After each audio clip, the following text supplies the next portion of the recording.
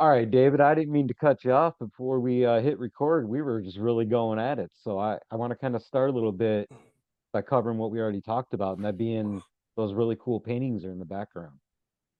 Tell me a little Yeah, bit more about those. absolutely. So my these paintings are very dear to me. They're special because it's kind of my roots in my business from when I started 21 years ago in Royal Restrooms. We used to travel all across the country to deliver restrooms and shower trailers, and I just could not listen to the radio. And so I started listening to something called Deathlands, which is a post-apocalyptic book series. They've got 150, I guess, episodes now from Graphic Audio. It's by James Axler. And one evening, I was talking with somebody up in Pennsylvania, and they told me that I was telling them how I you know traversed and how I made all this the time go by.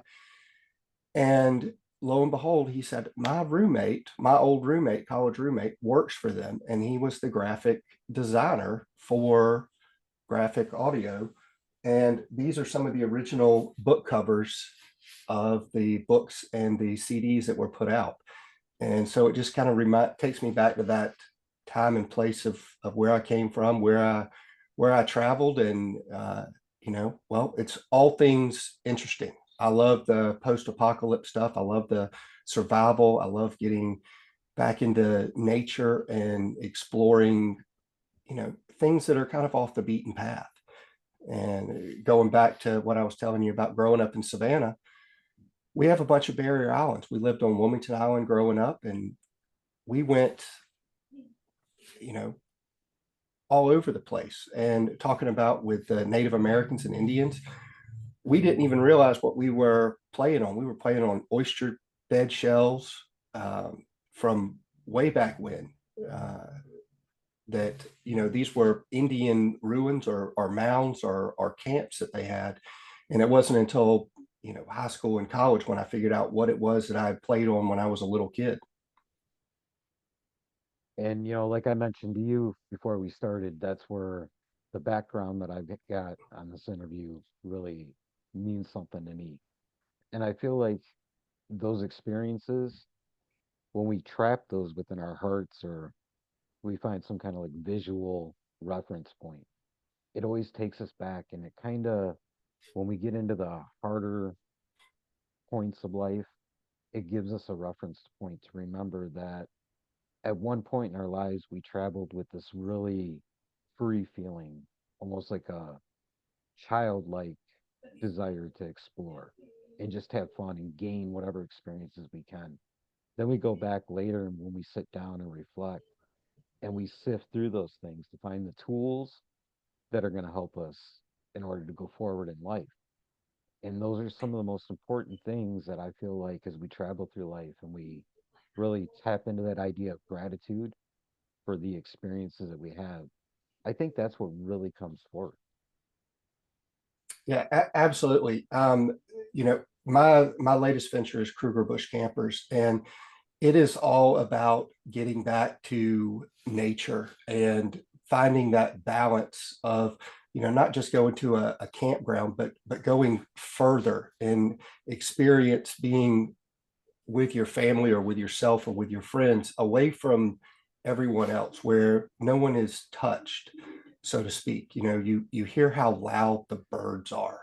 You see that crisp morning sunrise. You see the sunset, and it's at a different setting. I mean, just looking up at the stars at night is absolutely amazing when there's no light filter that comes out, and it brings you back to, I don't know, reminiscent of the old days, what it was like and the people before you and what they accomplished. And this is what they looked at to feel comfort, uh, besides God, besides faith. And I feel like those two things are really important to bridge together, not only for that kind of like direction in life, but also sometimes to be that catalyst to find some new directions to travel, some new trails, if you will.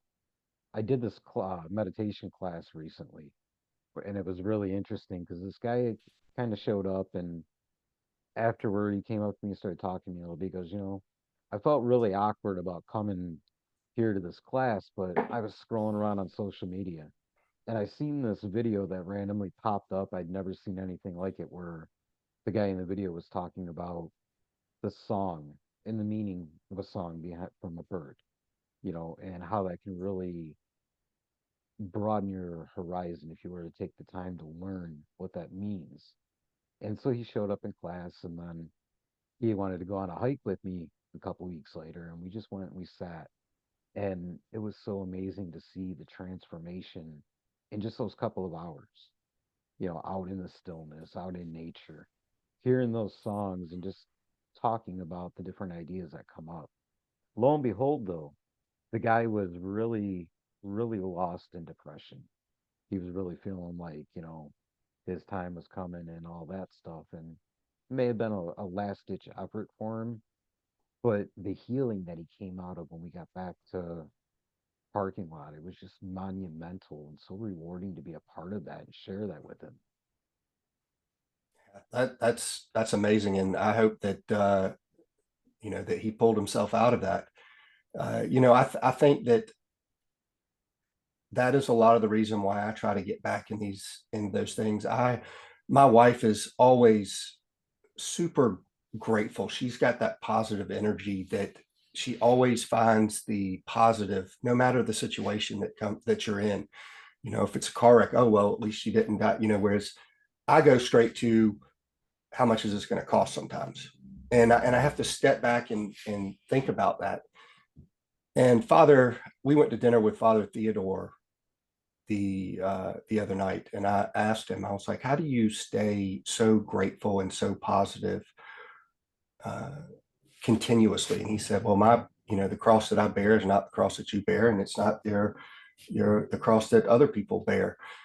But I struggle with self-pity sometimes, and getting back to that isolation of nature and being around family and friends really resonates with me, and very uplifting. And it reminds me how much I am grateful for, and the gratitude that I do have, and that just that everyday balance. I need to be, I need to take a hike with you. I need to be out there, and because it's a lonely path sometimes when you don't get in touch with those feelings. It is. And I know from my personal experience and my journey, it's a lot easier to mask those feelings than it is to Mm-hmm. actually take them on. But I think one big thing that you really walk away with, on your first real meditative hike is the reality that you still have a decision that you can make. You still have the opportunity for choice, because regardless of all those feelings pounding and beating you down, you still have the autonomy within you, within your heart, to bring forth that vision and that version of who you authentically are. And when you sit there with that, kind of sitting and dwelling on your shoulders a little bit, and you look at the cycles within nature, you realize that I had that same ability, and it really comes through. And that's where, the gratitude for every moment and every breath starts to actually become meaningful and authentic to somebody. Yeah, and I you know, that's kind of like the safe space with Kruger Busch campers is when I go, it reminds me of that. It brings it all back, because everyday life, it's a struggle. It's hard to maintain that acceptance of gratitude. And for me, getting away, it just, you know, I don't know how to explain it. It's just something about being out there, and hearing the songbirds like you were talking about, and trying to understand them, and listening to the wind in the trees, and just seeing the peace and the serenity that's out there. I know a lot of that for me, and a lot of the time when I get out on a hike with somebody, that feeling actually starts literally at the bottom of your foot because you feel that support of Mother Nature and the ground beneath you. And you realize that no matter how high your feelings go, if you think about scaling a hill or a mountain, it's still there. And then if you walk down into a gorge when you get so low emotionally, it's still with you. And as that feeling and those thoughts start literally at the bottom of your foot, they start working their way up your leg, up into your stomach and through your chest and your arms, your head, and all that. And it does have this magical way of bringing strength, bringing that perseverance out. Because one thing with that self pity, and I deal with that demon a lot myself, is the feeling like nothing's ever going to get better. This is just the way life goes. But when you start to really fine tune that feeling that's growing from the ground up into your heart and your head, you realize nobody goes through life without challenges. As Seneca talked about, the only person in the world to truly fear is somebody that's never faced adversity because they don't know who they are. In that adversity, in fact, my whole journey started after a botched suicide attempt. I stumbled onto the Meditations by Marcus Aurelius. And that one quote that smacked me in the face was that adversity gives you the opportunity to showcase who you are within your heart. And when you combine all that, you start walking those steps, you start to really define who that image is of that person that you are within your soul and within your heart. And that's how it comes out. Yeah, absolutely. Wow, that's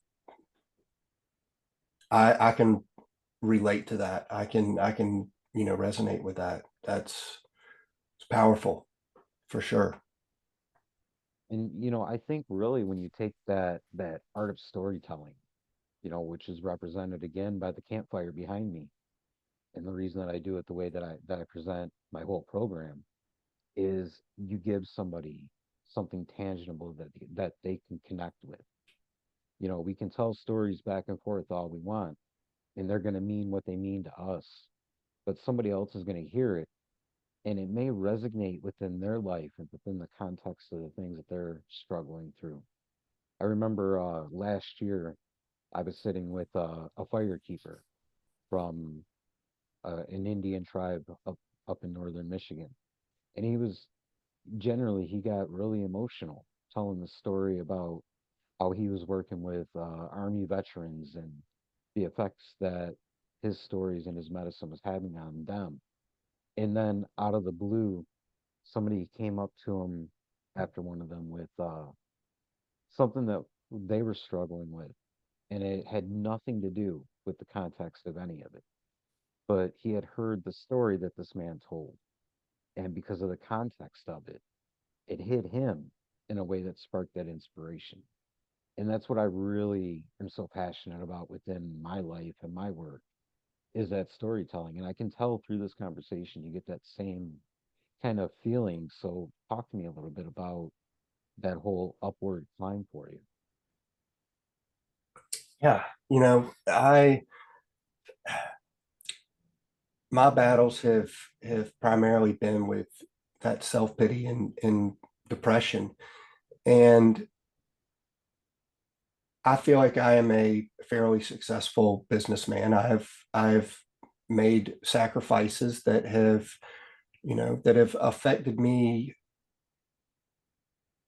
not from I guess more of an emotional side. I put a lot ahead of my family and my children, which I regret. I think, I put success and my own ambition above my children. Because in my mind, for some reason, I made it okay to convince myself that providing for them more was better than me being around. And my relationship with my wife suffered. I got divorced 10 years into it, and it was a truly devastating time.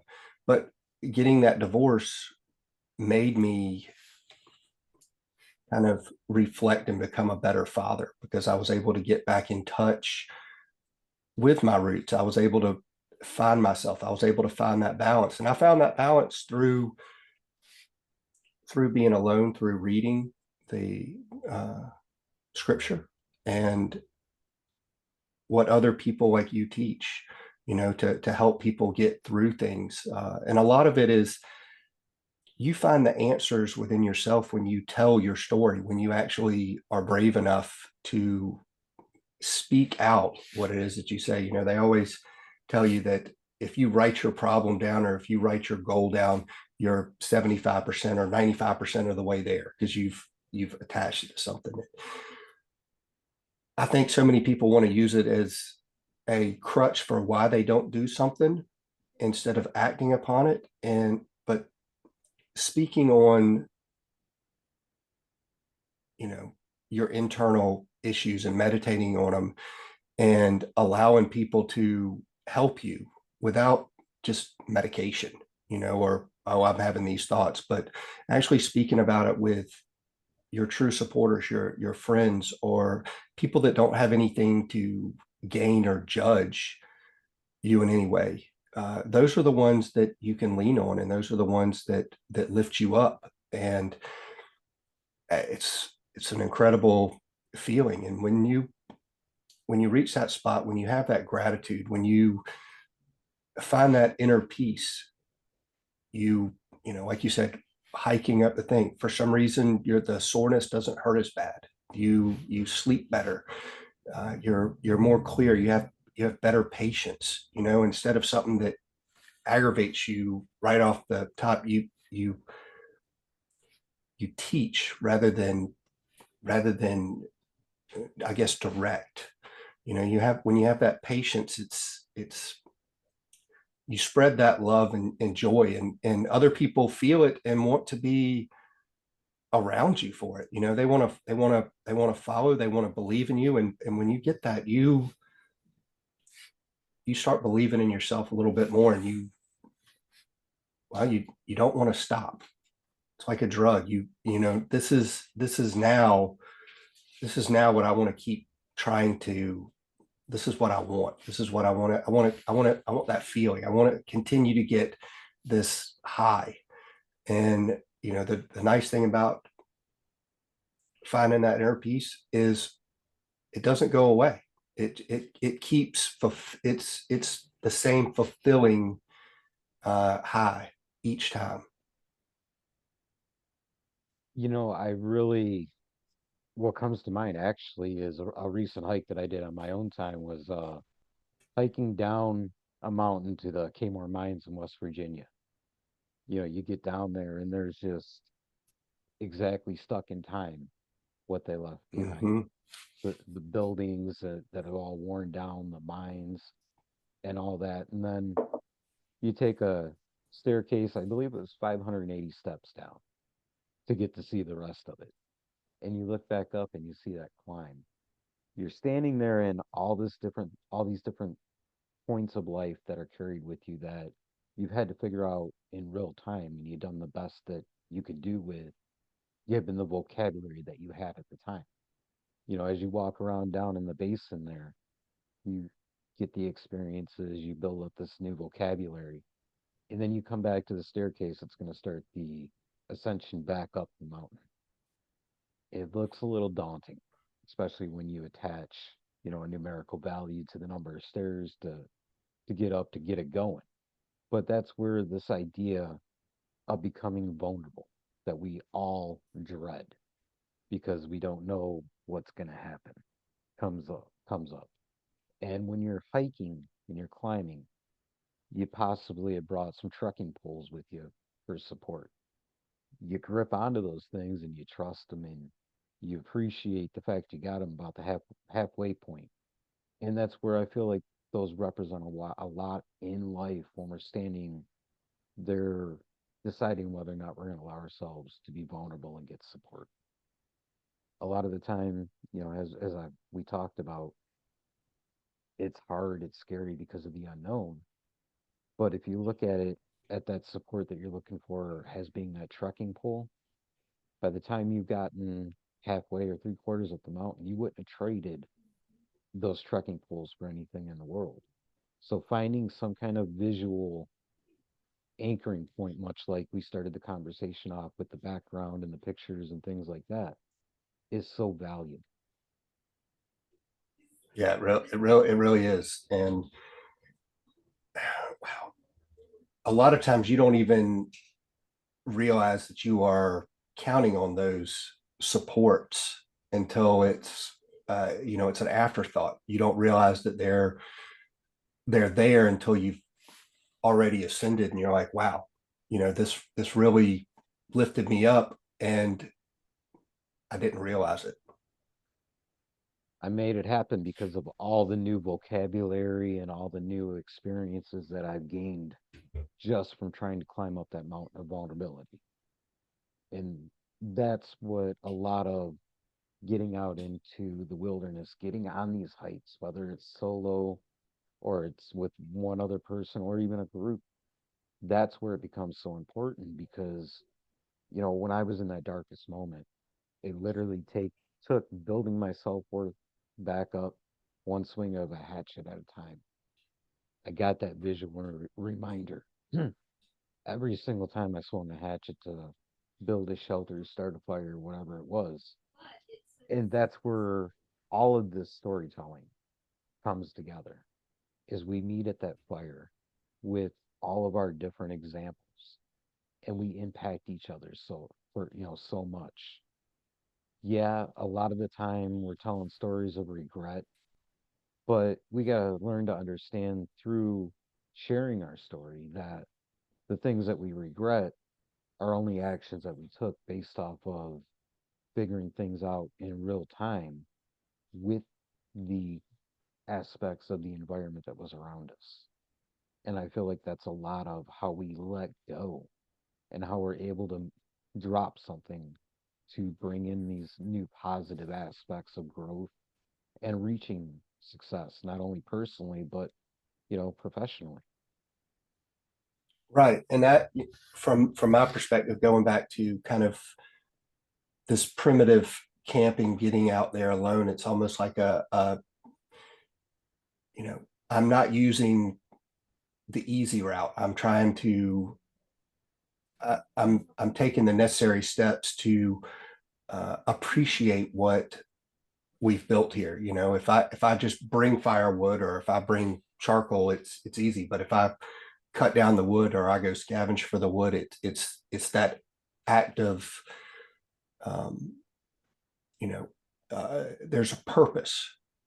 And when when you start thinking of things purposely, like I'm doing this for warmth, for the group, and just, I don't know, you're a lot more grateful and appreciative of the things that you have when you get back to the basics.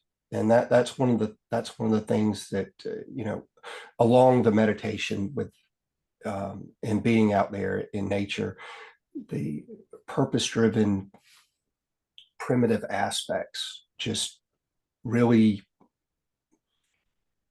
I don't know, they just turn everything around in my head. And I'm just, changes me from a business perspective on how to think, and it changes me on a personal level on how to interact with, my fellow human beings. It's being open, to be honest with you. It's what, we call nature the great wide open, right? The great wide open outdoors.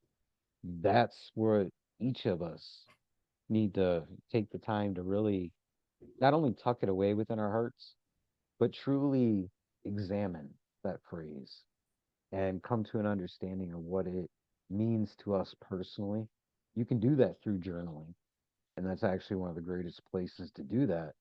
But then really embody it, because as much as the outdoors really brings that tagline of adventure, it brings so much more to every other aspect of your life. And that's something that still, it brings a smile to my face every time that I have a class or I have a hike and somebody shows up and maybe under their breath I might hear them mutter, I think I really need this right now. This opening up to a new perspective, whether they say it out loud, loud enough to be heard, or it's just kind of whispered to themselves under their breath out loud. It's that seed right there becomes the tree, and that tree expands, and it opens up not only new as new branches and leaves for where you think you're going, but it also takes curbs and brings all these new things in. And I feel like that's what really not only builds and holds the balance, but it brings the gratification as well as the gratitude to a journey in life, as all the different little nooks and branches and leaf sets that come out of that one tree, that one seed. Right. Well, with what you're saying, do you find that, like, when I'm out there, I actually feel like I use my head a little bit more. I think things through. I don't have Google where I can just Google something. I have to actually use my brain and think a little bit more. And I guess when you open up those new pathways in your head, I think that you also find a deeper emotional setting that resets that balance. Do you find that as well? Oh, absolutely. Definitely when you get out there, you're facing that adversity, which is really shaking the ground that you're walking on, internally. Because you do got to think for yourself. You got to think kind of spur of the moment and really look around and evaluate things.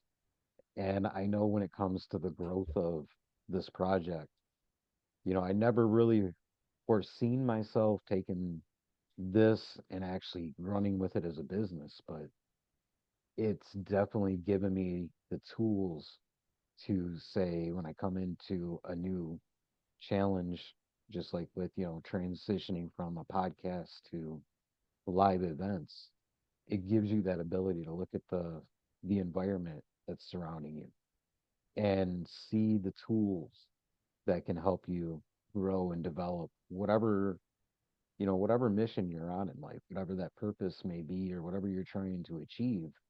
It's all right there with you. And you practice the skills of working your way through and putting in the hard work to get there because let's face it, building a fire, especially this time of year in the winter, it's not easy. You got to actually do a lot of work to get there. Same with building a shelter any time of year. If you're out there putting up a tent, whatever it is, if you're just at a campground, it may be a little easier than being completely out in the bush, but you still got to do the work. You know what I mean? Yeah, and that's why I'm transitioning into something else. I want to be out there in nature. I want to you know I want to enjoy my life, and I want to have that peace and tranquility, but on the top of a mountain, out of the away from the beaten paths. Um, and yes, I still want something a little bit nicer, which is like with my campers. But you still have to build that fire. You still have to do the work. You Right. still The point is getting you out there and Right. getting you to, find that inner peace. That's the whole purpose, you know. I think you really raise a challenge though for anybody that's listening because you mentioned, I still want better. I still, would like to improve my camper and this and that. A lot of us, we find ourselves disconnected because we're chasing that next thing. And through out spending time and putting effort into being in the outdoors, you realize that you can build things. And as we chase things, we find ourselves living more and more in survival mode as well. Mhm. So it builds another picture where you can say, okay, I built a shelter. I've got this basic thing that I need. Now I can go out within the environment. I can gather materials to build a fire that improves my camp. I'm not, and then I have the ability to treat water, cook food, this and that.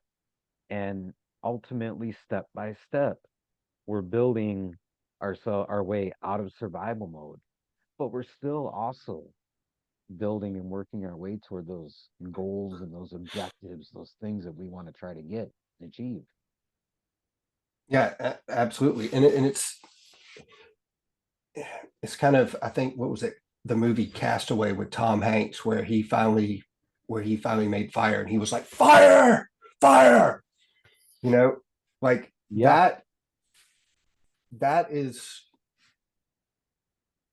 I mean, that's the feeling I get when I'm out there, like when we've done something, and I, I love it. You can't capture that anywhere else.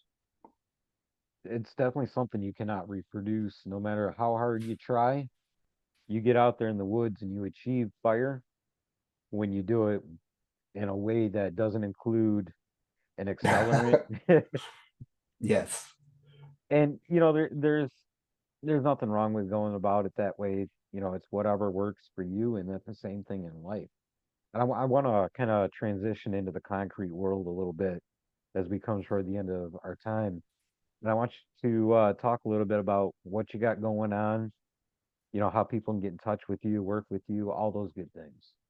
Do all that shameless plugging here at the end. Yes. So my name's David Sauers again, and I started a company called Kruger Bush Campers, and they evolved from our a family trip that we took to Africa. We went and spent about 6 weeks in South Africa, Botswana, Zimbabwe, and Zambia. And we went through basically a safari, and we camped out, and we used, I guess they're different RVs than what are in America. They traversed the terrain. They took us to over routes, and we made our campsite wherever we parked, per se. Um, and it was like primitive. It was primitive camping, and it was so enjoyable because the camper was just a tool. That wasn't the vacation spot. The camper wasn't the vacation spot. It was just the tool. It was like a tent. Um, so we had our gear in there, and we slept in there, but we cooked outside. We showered outside. We collected our resources from outside. And when I got home, that's what I wanted to do. I wanted to get back to that one with nature. I wanted to be with my family. I wanted to share these experiences with other friends. And I felt like, you know, there has to be a lot of people like me that feel like this, that want to do this, but don't have the ability to. And here in America, all of our RVs and motorhomes and stuff, it's all campsite driven. We go to a RV hookup, and you're there, and it's the parties in the RV. That's not what I want. I want to be wherever it is that I can go. If I want to go down a trail and pitch up in a um, an unknown location, I have my resources to do that, and I can be comfortable, but I can enjoy what my purpose is, and that is to be one with nature. That is, it's it's not a hotel room. It's a purpose built driven camper that takes you off grid and allows you to do the things that that I'm trying to accomplish, that I'm trying to feel, and similar to what I feel like you are. You're still you are pulling that you're finding your inner self just in a little bit different way.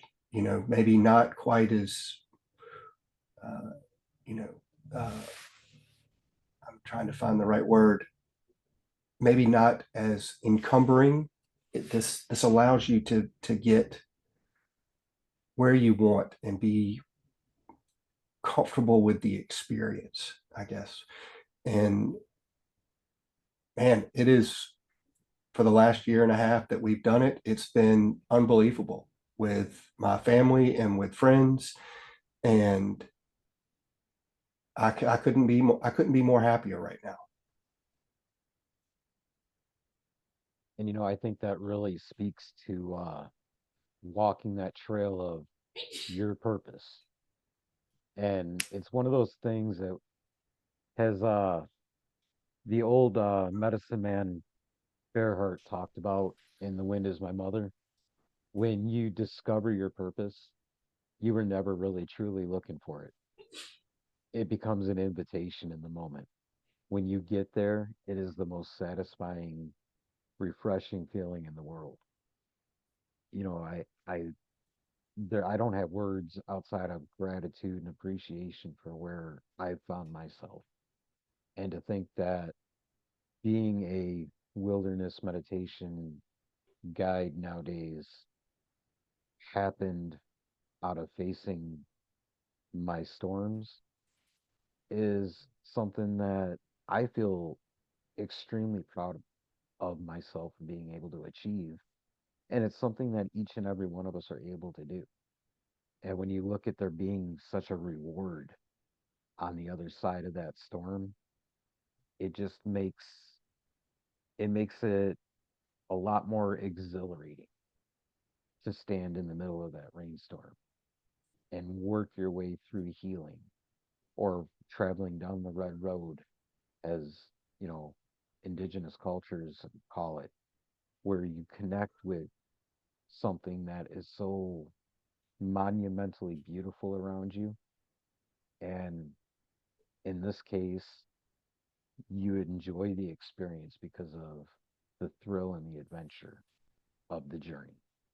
You don't realize that there's all this medicine that's going on behind the scenes or in the background that your eyes can't necessarily see.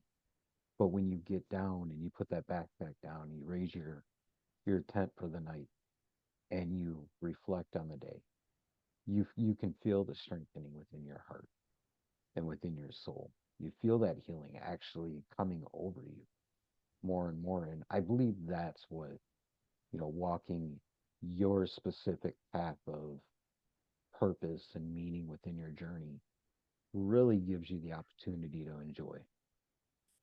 Right. And I feel like I'm kind of speechless over that, my feeling when I talk about this, and I should probably reflect on it a little more because I don't know how to explain the awesomeness of my feelings. It's almost like they're overwhelming to me to put them into words, and I feel like I'm able to express it, but speaking with you here, it's those flood of memories and emotions, ha- you know, just have me tongue tied almost.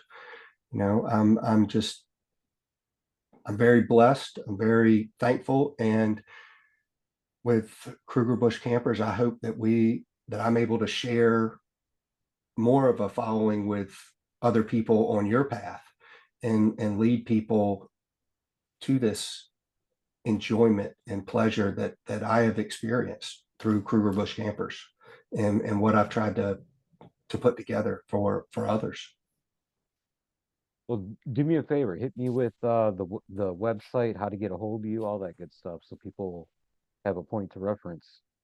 Yeah, so the website is Kruger Bush Campers. We are on all the social different platforms under Kruger Bush Campers. I am personally on LinkedIn under David Sauers, and you can reach us by just reaching out at info at Kruger Bush Campers, or just finding us on the website. We would love to have. We think that more people in this world should enjoy the the pleasures of the way nature was intended. I agree with you. I mean, that's why my tagline is get out there in the wilderness, because that's where the stillness and the adventure lie. And I think, that's some of the most important parts that get overlooked on the journey because we want to get from point A to point B and see everything along the way, but actually taking the time to really soak up that stillness, soak up that enjoyment, and apply it to life is where this sort of healing or wilderness therapy or meditation adventure, whatever it is, whatever tagline you want to throw on there, that's where the core part of it is soaking that stuff in and applying it into life. Yeah, absolutely. And when you do hear other people's stories and struggles through the storytelling, people open up around a campfire and you're really able to, resonate with other people's lives and apply the knowledge that they pass and the wisdom that they pass on to you through their stories into your everyday life. Absolutely. Well, David, thank you for taking the time. I've absolutely loved this conversation. I look forward to reconnecting down the road with you. I would love to, Mike, very, very much. I look forward to taking a hike with you myself. I do too, as well. I don't believe in goodbyes, though. They're two finals. So until we get on the trail or we meet again, whether it's this life or the next, I wish you a safe and prosperous journey, my friend. As well. See you soon.